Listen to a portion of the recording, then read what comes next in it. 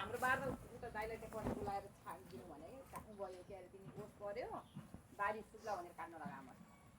हजुर देखिने अनि किन देखिन्न म त हिजो अझ गाली गर्दै गाउँ यो तिरेर इन्जेक्स तिल लगाएर लाउने मात्र देखिने आएर काट्नु पनि लैजानु घरै त काहीँ गएन फुर्सदै नभएर दसैँ भयो होला अब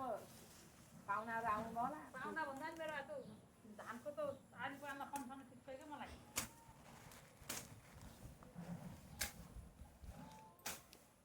गरे यार कस्तो लोभ लाग्दैछ हो क्या नि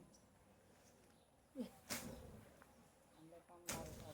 पानी भरेर हजुर पानी भरेर पानी त बाटो अब यहीँबाट यहाँ बनाउने एउटा धारा यहीँबाट खानु दुई डजेस छ कि दुई डजेस छ पानी त यो खाने पानी खान्छौँ आजकल त आएको त्यो पछि आएर खान्छौँ अब बिस्तारै एउटा हाल्न पर्दा पानी आउनु मात्रै त्यहाँ पानी के टेन्सनमा पाइप जोडेर गइजान्छ त पाइप जोडेर गइजान्छ पानी पानी जानुपर्छ यहाँबाट यस्तो जानुपर्छ अनि पानी पाइप ल्याउने पाइपबाट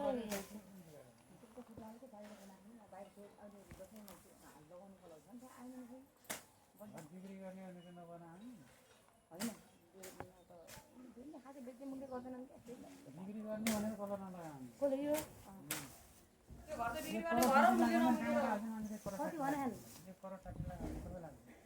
यत्रो भर्किने कम गर्ने अरू माइलाले भयो हो 1 करोड 60 लाख माइलाले यो खान्छ भने त 1 करोड 70 भने त्यही बेला तिमीले 40 सम्म दियो लिन्थ्यो यसले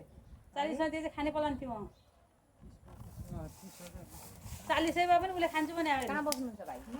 नेपालमा त जागिरमा छ बस्ने त कहीँ न अब घर बनाएर यहीँ बस्ने हुन्छ सबै नेपालमा चाहिँ कुन ठाउँ त्यही नि आफ्नो जागिरमा सँगै दङ्गामा के अरे दङ्गामा के अरे कुशल जिपरका के अरे उमा क्या गुल्मामा हाम्रो ज्वाइँ पनि दङ्गामा हुनुहुन्छ के अरे नेपालको घर छ बुढी चाहिँ संसारमा छ बुढी चाहिँ संसारमा चाहिँ बहिनी हाइटी चाहिँ बहिनी लक्ष्मी राव ज्वाइँ चाहिँ घर नेपाल चाहिँ बनाएको छ नि उनके शमशेरगञ्ज घर हो असै हुन् दङ्गा हुने अहिले त गुलरी जानुपर्छ त्यहाँ गुलरिया नेपालमा हुनुहुन्छ गुलरी जानुपर्छ रमिता भनेको त 170 रेट जाँदै गयो यो घर त्यसै भयो जाउँ ढिलो भयो हामी नत्र हामीले मेरो यो घर बनाउनु पर्ला नि यो घर किन्नेको लागि यसले ग्राम जग्गा हुँदा के घर किन्न पर्छ यसले मलाई पैसा दियो के अरे कचिना दियो होला बसिना अब त्यो किता ल्याएर हाले खायो त्यो गरेर हैन त्यो अर्का सापडी ल्याएर हाल्ने त होइन नि त किनेर हाल्नुपर्छ त हो नि हो तर ज्ञान चाहिँ यसरी आउनुपर्छ क्या हो नि भाइ लौ न मुठामा के खान्छ के खान्छ त घुमाने आउला त नास्ता बनाइदिउँ ल त अनि अर्काको ल्याएर हालेपछि जग बसाल्ने त्यसै ल्याएर हाल्नु भएन नि हो नि इटा हाम्रो घर ल्याएर हाल्नु के रे त इटा कहाँ किन्न जाने र फ्याक्ट्री यो दुईटा इटा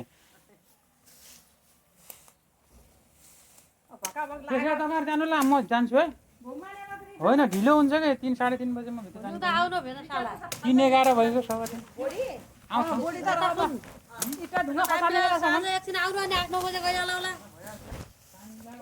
अब कहिले नयाँ पाहुना ल्याएर फरक्कै फर्काएर लगेको यस्तो अब आउनु त समयमा आउँ त तपाईँ घर नै भोलि त आउनु त कहिले आउँछ